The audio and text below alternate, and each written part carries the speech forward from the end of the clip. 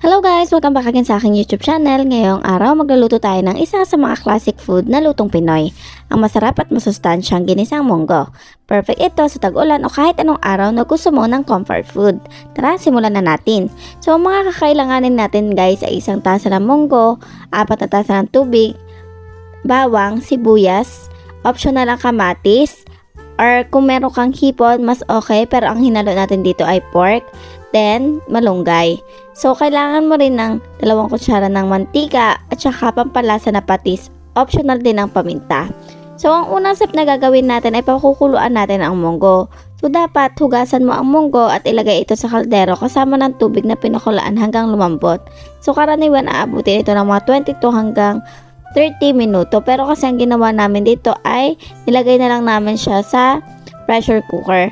So habang kumukulo ang munggo ay mag-init kayo ng mantika sa kawali. So igisa mo lang yung bawang hanggang maging golden brown at isunod mo yung sibuyas. Then haluin lang siya hanggang sa makita mong maging golden brown. So pwede ka rin naman magdagdag ng mga pork. So at saka additional pampalasa. So igisa lang ito ng ilang minuto. So, kapag sasama-samahin mo lang yung lahat ng ingredients, guys. So, kapag malambot na ang munggo, ihalo mo ang mga ginisa mo at haluin ng mabuti. So, timplahan ng patis o asin. So, base yan sa iyong panlasa at ilagay mo na yung dahon ng malunggay at hayaan mo kumulo yan ng 2 to 3 minutes. So, dito sa ating steps yan nga, sinabi ko kanina, yung pork ang ginamit natin para mas masarap at mas malasa itong ating munggo. So, ilang minuto lang din guys ay ng pagigisa natin ay maya-maya makikita mo na kung paano nga ba lumambot yung ating munggo gamit ang pressure cooker. So, igigisa lang natin lahat ng mga ingredients guys at napakasimple lang talaga. Mag-a-add ka lang din ng patis na pampalasa dito sa ating mga ginisang gulay at pork.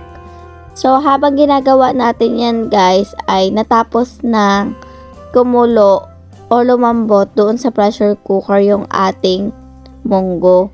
Ang gagawin ko kasi dito guys, talagyan mo siya ng tubig para medyo kumula at lumambot yung pork.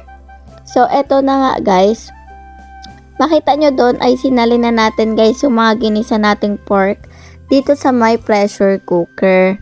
So, ang gagawin lang natin dito ay pakukuluan lang ulit para mas maglasa ang munggo natin.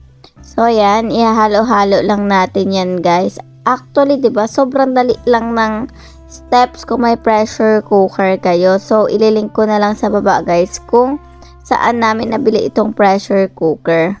So, ilang minuto lang din ay luto na itong ating munggo. Napakasarap niya. Yan yung gusto kong timpla ng munggo guys. Yung hindi malabnaw. Gusto ko kasi malapot na munggo.